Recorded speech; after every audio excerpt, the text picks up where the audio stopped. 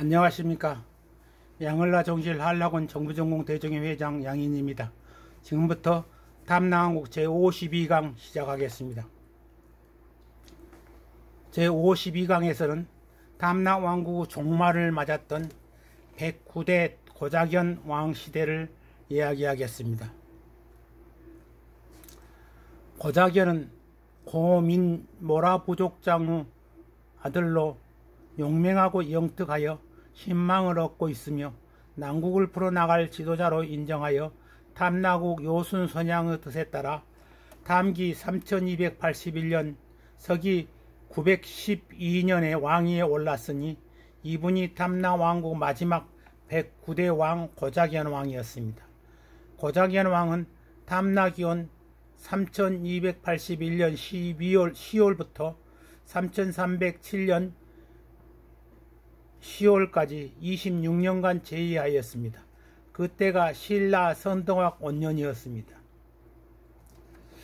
서기 918년에는 탐나왕 고자견이 고려에 사신을 보내어 토산물을 바치며 우호적인 관계를 유지하였습니다.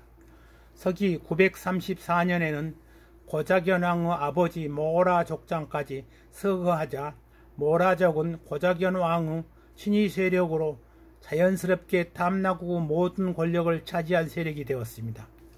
서기 398년 12월에는 태자 고말로로 하여금 고려에 입조하게 하였습니다. 고려 태조는 그 뜻을 가상히 여겨 성조 왕자의 작을 내리고 특별히 예우하였던 바 낮에는 3번씩 접견하여 음식과 대접하는 방법이 임구가 같게 하였습니다. 이에 사신과 시종까지도 담례로 물품을 후하게 내렸습니다. 이때 탐나국의 왕의 칭호는 없어졌지만 대신 성주 칭호를 받아 대대적으로 그 자기를 후손에게 계승하도록 하였습니다.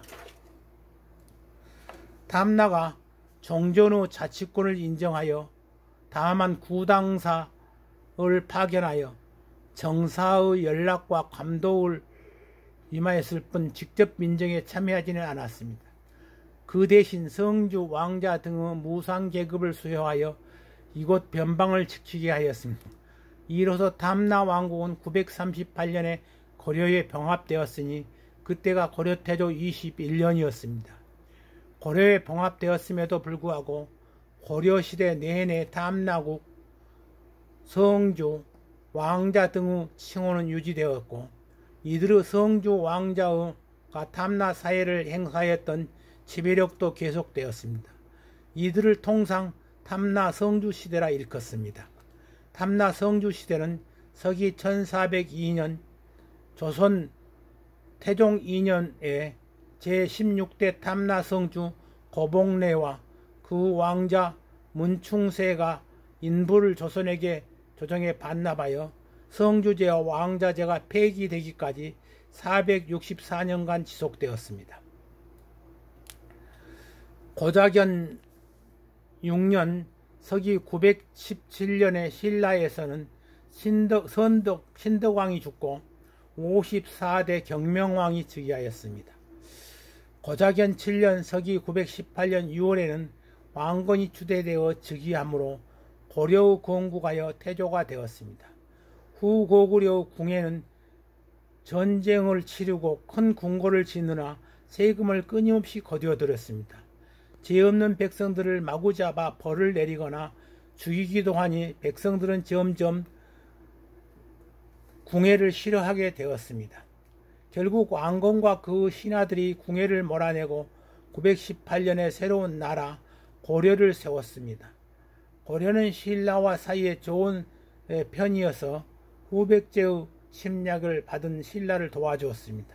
한편 궁예는 도망치다 피살되었으며 양부의 후손 양능길은 사만통합 및 고려 창업의 공신으로 대장군으로 추대되어 예성군에 봉해졌습니다. 고자견 8년 서기 919년 1월에 고려는 송악으로 도읍을 옮겼고 10월에는 평양성을 축조하였습니다. 종실의 양문 장군은 서기 917년 신라 경명왕 원년부터 지금은 경북 성주군 경상부 장군으로 경명왕 7년 고려 태조 6년 8월까지 태조 왕건굴에 대한 항전을 6년이나 끈질기게 저항하여 신라에 마지막으로 충성하는 것을 다 보였습니다. 장군은 서기 866년에 양길도원수의 유복자로 태어났었습니다. 그러나 고자견 13년 서기 923년 7월에 생길 규환을 고려 왕건군에 보내어 항복을 뜻을 전하고 8월에 투항하였습니다. 그때가 양문장군 66세였습니다.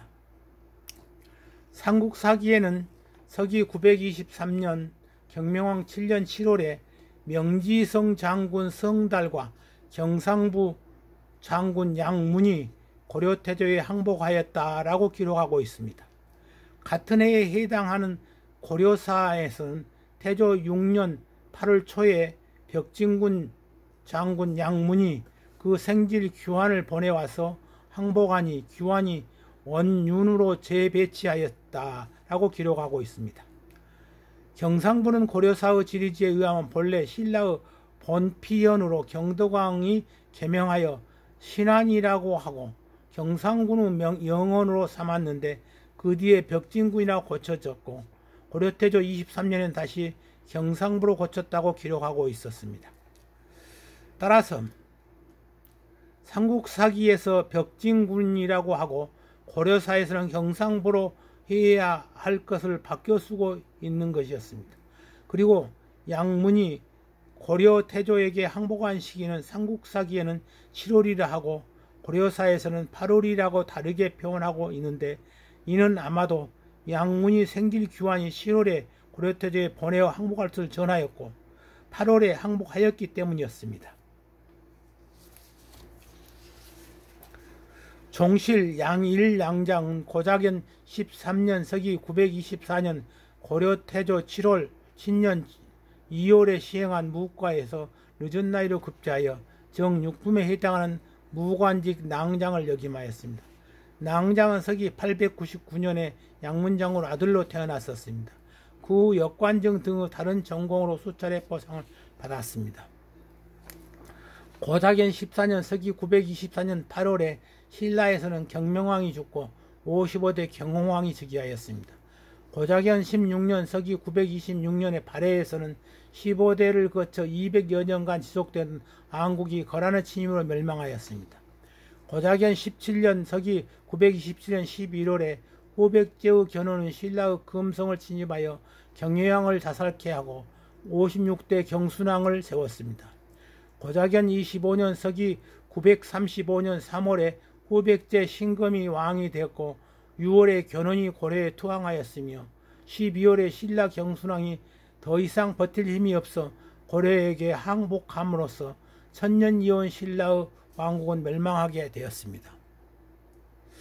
신라 경순왕의 아들 마의태자는 신라가 고려에 항복하는 것을 반대하였지만 신라가 아무런 저항도 하지 않고 고려에 항복하자 궁을 떠나 금강산으로 들어가 버렸습니다. 마의태자는 그곳에서 삼배로 지은 마의를 입고 풀을 캐 먹고 살았습니다. 고자견 26년 서기 936년 9월에 고려군 신건군이 대파하여 후백제에 멸망하였고 서기 938년 12월에는 탐나국도 고려에 합병되어 탐나국 탐나 성주세를 이어졌습니다.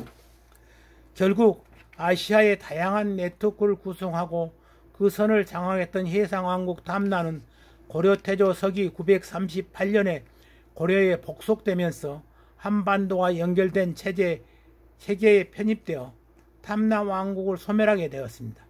그러나 탐나를 인적, 물적, 문화적 자원을 그대로 흡수되어 고려에 유지하는 밑거름이 되었고 이것이 오늘날 계속되어 이어지고 있었습니다.